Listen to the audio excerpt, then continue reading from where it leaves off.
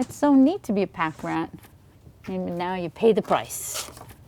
We gotta leave because luxury is pushing us out. Magazines, magazines. Life flashing before your eyes.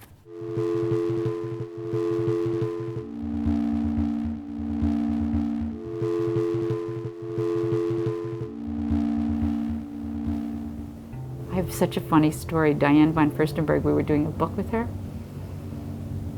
20 years ago, and she came down here, and she came in, and she had beautiful legs and high heels with fur, like fur on them. And she sat downstairs. She put her leg up and put her arms up, and she said, "Who did this place?" I was like, "What do you mean?" It kind of just happened. There's no right angles here, which I adore. There's holes in the floor. I have 2 kids, and they all grew up here.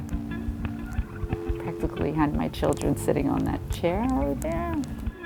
My name's Yolanda Cuomo, but people call me Yo, which is a cool name for New York. Yo Cuomo, 2 really cool New York names. I'm a graphic designer, and I have a studio. This is 515 West 19th Street, and it's a little carriage house. We're sort of like visual storytellers. We make books. We love photography books. We've been here 25 years, and we counted, we've made 85 books while we were here.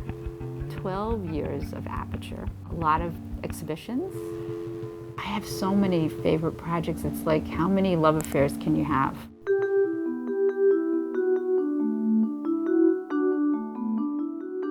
This is very funny. I call it the longest accordion photography book in the world. It was so difficult to do. It goes on and on and on and on and on. You have to be crazy about every single detail, about the printing, about the binding. There's a Chinese saying that in a book, you're allowed 1 mistake because that means a person made it. And I always say, if there's more than 1 mistake, you're a slob.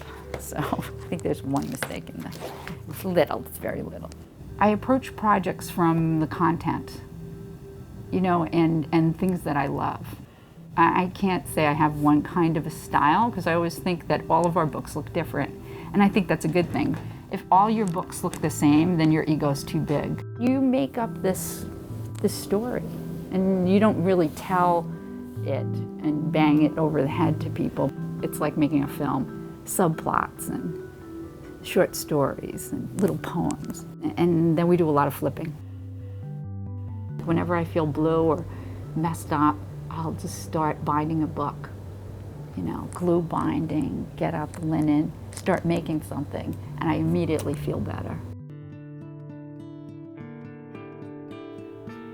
At first, nothing was over here. The High Line was the elevated train track where you had to run under because pigeons would poop on your head. There was this crazy club down the block called Kilimanjaro, and at night, people would put their weapons in our garden in the front because they'd have to go through the metal detectors. So we had a collection of brass knuckles, switchblades, but it was great because it was like the Wild West.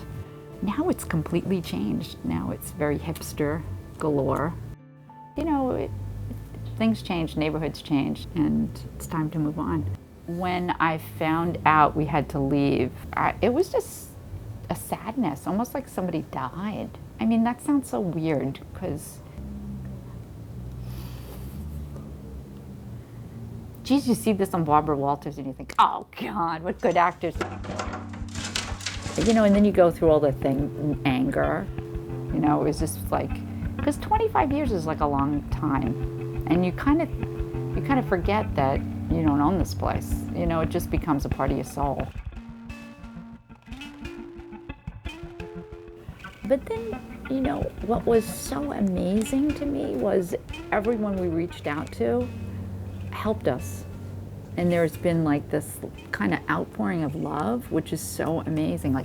All the people I know called people they knew to try to help us find space. Alan McQueenie said right away, I'll come down and photograph. And he was here last week, and Andrew Moore immediately said, "Don't worry, I'll come photograph." And I felt so great. I felt, you know what? Once you guys do this, I could put it in a box, because then I'll have it.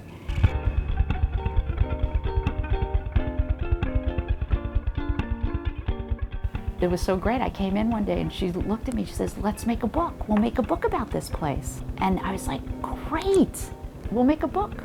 And then it'll live on forever. And then I realized, you know what? This is a nice place and everything, but the magic is what we bring.